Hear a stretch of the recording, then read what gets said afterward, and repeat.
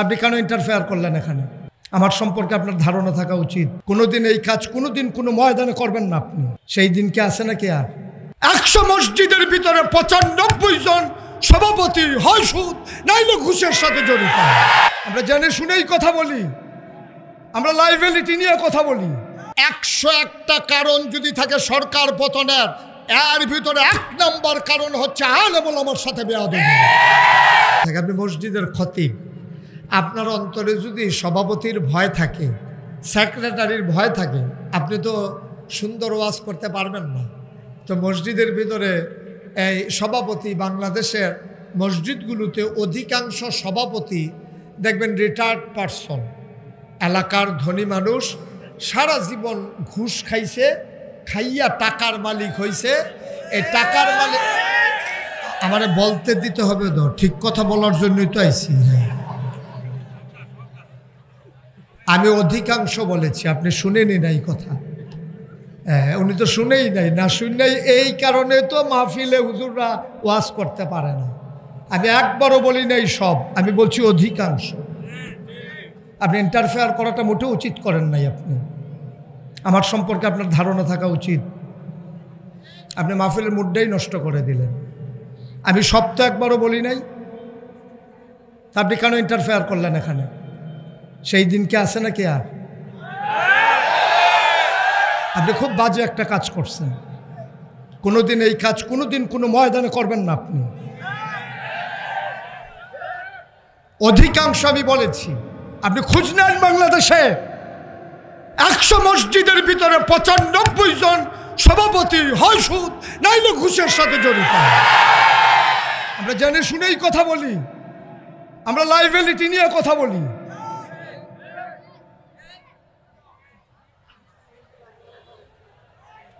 কয়জন ভালো মানুষ বাংলাদেশে আমার জানা আছে? পৃথিবীর ইতিহাসে এমন কোন ইতিহাস নাই সরকার বদলের পরে 313 জন মেম্বার অফ পার্লামেন্ট, যেই জায়গায় আমলা কামলা, র্যাব, গোয়েন্দা, ঊর্ধ্বতন কর্মকর্তা সারা বাংলাদেশ থেকে একযুগে পালিয়ে যায়, পৃথিবীর ইতিহাস নয়, শুধু বাংলাদেশে।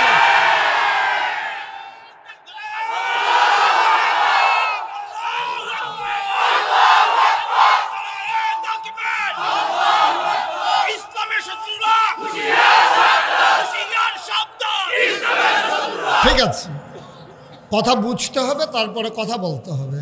মাইক এখন আমার হাতে। একজন আলেমের সাথে কিভাবে কথা বলতে হয় আমরা ওইটা বুঝি নাই বলেই একসাথে সবাই পালানো লাগছে। যদি ডাক শুনতো, কথা শুনতো, তাইলে সবাই একসাথে পালানো লাগে না। আমি মনে করি 101টা কারণ যদি থাকে সরকার পতনের, এর ভিতরে 1 নম্বর কারণ হচ্ছে আলেম ওলামার সাথে বেয়াদবি। এই বাংলাদেশে জেলখানাগুলোর ভিতরে থাকার দরকার ছিল চোর, বদমাইশ, গুন্ডা, আর এই বাংলাদেশের জেলখানাগুলো ভরে গেছে আলেম ওলামা দিয়ে।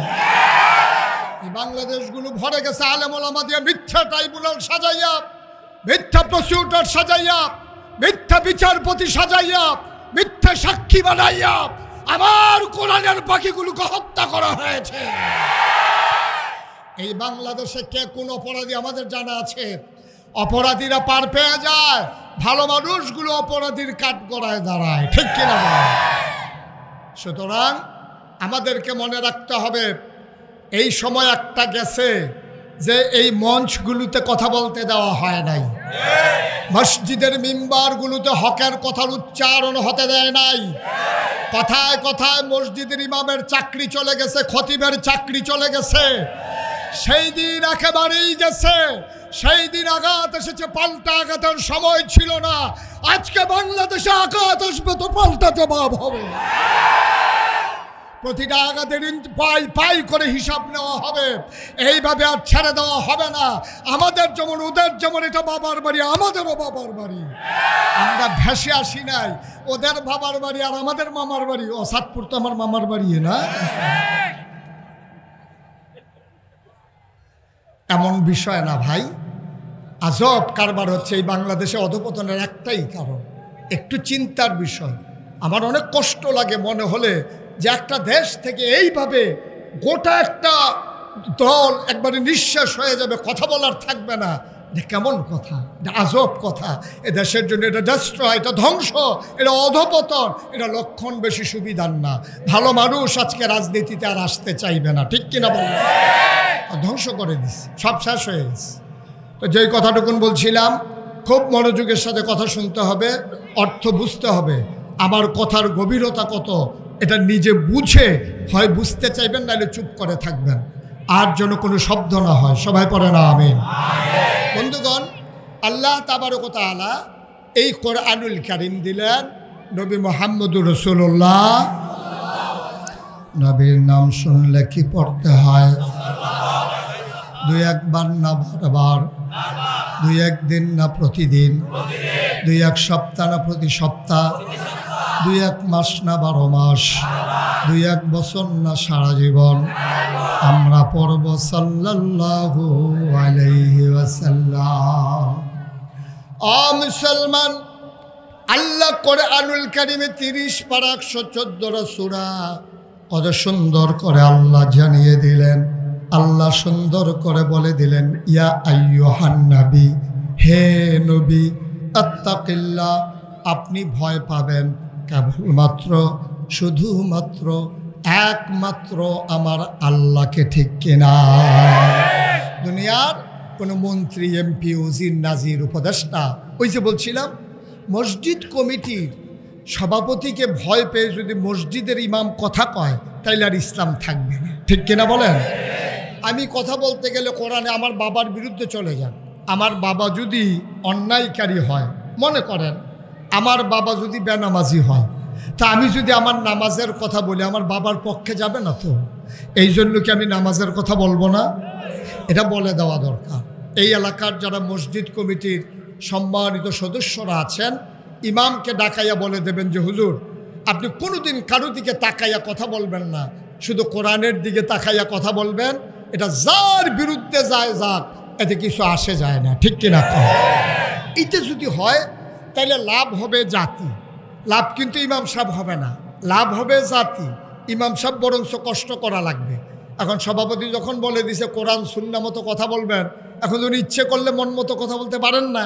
এখন কোরআন জেনে জেনে বুঝে বুঝে কোরআন অনুযায়ী কথা বলা লাগবে, এতে করে কষ্ট করা লাগবে। উনি জাতি বেঁচে যাবে, কোরআনের মৌলিক কথাগুলো, ফান্ডামেন্টাল ডিসিশনগুলো জাতি জেনে যাবে, তারা বুঝে ফেলবে এই কোরআনের ভিতরে কি আছে, ঠিক কিনা বলেন? দেখেন আল্লাহ তাবারক ওয়া তাআলা নবীজিকে কেন এই কথা বললেন যে ইয়া আইয়ুহান নবী আত্তাকিল্লাহ, আপনি ভয় পাবেন আল্লাহকে, কেন বললেন? নবী কি আল্লাহকে ভয় পেতেন না? নবী কি আবু জেহেলকে ভয় পেতেন? আবু লাহাবকে ভয় পেতেন? তারপরও আল্লাহ কেন বলতেছেন হে নবী আপনি ভয় পাবেন আল্লাহকে? এটা বলার উদ্দেশ্য কি? বলার উদ্দেশ্য হচ্ছে আপনি যেই পথে দায়িত্ব পালন শুরু করেছেন, এই পথ কুসুমাস্তীর্ণ নয়, এই পথ ফুল বিছানো নয়, এ পথ কণ্টকাকীর্ণ, এ পথ কাটা বেছানো। এ পথে চলতে গেলে মখমলের এই বিছানা থাকবে না, লাল গালিচা থাকবে না, এই পথে ফুল বিছানো থাকবে না, এই পথে থাকবে কাঁটা, এই পথে থাকবে ঝড় ঝঞ্ঝা। এই পথে চলতে গেলে মামলা হবে, হামলা হবে, জেল জুলুম নির্যাতন হবে, প্রয়োজনে জীবন দেওয়া যাবে, ঈমান দেওয়া যাবে না, ঠিক কিনা? এই জন্য আল্লাহ তার নবীকে রেডি করছেন। নবীকে বলছেন যে কুল, হে রাসূল আপনি বলুন, ইন্না সালাতি ওয়া নুসুকি ওয়া মাহইয়ায়া ওয়া মামাতি লিল্লাহি রাব্বিল আলামিন। দেখেন কিভাবে আল্লাহ রাব্বুল আলামিন তার নবীকে তৈরি করতেছেন। বলতেছেন হে নবী আপনি বলুন। বলেন যে বলেন আল্লাহ কি বলবো? বলেন ইন্না সালাতি, আমার নামাজ, ওয়া নুসুকি, আমার কোরবানি, ওয়া মাহইয়ায়া, আমার জীবন, ওয়া মামাতি, আমার মরণ, লিল্লাহি রাব্বিল আলামিন, কেবলমাত্র, শুধুমাত্র, একমাত্র আল্লাহ রাব্বুল আলামিনের জন্য, ঠিক কিনা কম? এটা দিয়ে রেডি করলেন যে আপনার মৌলিক সিদ্ধান্ত, আপনার নীতিগত সিদ্ধান্ত, আপনার হৃদয়ের অনুভূতি আপনি নিজেকে নিজে তৈরি করেন। আপনি বুঝাইয়া দেন আমার যা কিছু, আমার ব্যক্তি জীবন, আমার পারিবারিক জীবন, আমার সমাজ জীবন, আমার রাজনৈতিক জীবন, আমার ইন্টারন্যাশনাল রিলেশন, আমার ব্যক্তি আমার স্ত্রীর সাথে সম্পর্ক, আমার সন্তানের সাথে সম্পর্ক, আমার বাবার সাথে মায়ের সাথে সম্পর্ক, প্রতিবেশীর সাথে সম্পর্ক, দেশের সাথে দেশের সম্পর্ক, লিল্লাহি রব্বিল আলামিন, সকল কিছু শুধুমাত্র কেবলমাত্র একমাত্র আল্লাহ রাব্বুল আলামিনের জন্য। সুবহানাল্লাহ বলবেন না? এই আল্লাহ নবীকে যেটা শিখাইলেন এটার সাথে কি আমরা একমত? কথা বলেন একমত? আমার জীবন কার? আমার মরণ কার? সূরা তাওবার 111 নম্বর আয়াতে আল্লাহ আরো সুন্দর করে বলে দিলেন, ইন্নাল্লাহা ইশতারা মিনাল মুমিনিনা আনফুসাহুম ওয়া আমওয়ালাহুম বিআন্না লাহুমুল জান্নাহ।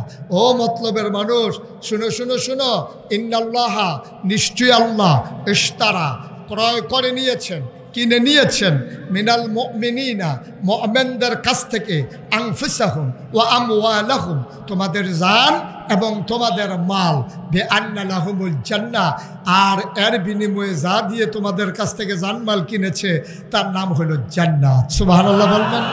তাহলে এই জান কার? কথা বলেন, এই জান কার? এই মাল কার? এখন আমাদের কাছে আছে, বলতেছি আল্লাহর, হইল কেমনে? আল্লাহ বলছেন জান আর মাল যদিও তোমরা বিক্রি করছো, আমি আবার তোমাদের কাছে আমানত রেখেছি। এই জান তোমাদের কাছে আমানত, এই মাল তোমাদের কাছে আমানত। এখন যিনি জান আর মাল আমানত রেখেছেন, উনি যেই পথে চলে, যেই পথে চালাইতে বলেন, মাল আর জানকে ওই পথে চালানো, এইটাই যার কাছে আমানত রেখেছে তার দায়িত্ব। ঠিক কিনা বলেন? আমি যদি আমার এই খাতাটা ওনাকে দিই, ওনার কাছে দেওয়ার পর আমি যদি বলি যে আপনি প্রতিটা পৃষ্ঠা আলাদা আলাদা করেন, তা আপনি হয়তো বলবেন, দেখছো হুজুর ওনারে খাতাটা দিছে আর উনি পুরাটা খাতা ছিঁড়ে ফেলতেছে। যেহেতু আমি ওনার কাছে রেখেছি, উনি আমানতদার, আর আমি ওনার কাছে আমানত রেখেছি, আমি বলেছি টুকরা করেন, উনি আমানতদার হিসেবে এইটাই দায়িত্ব।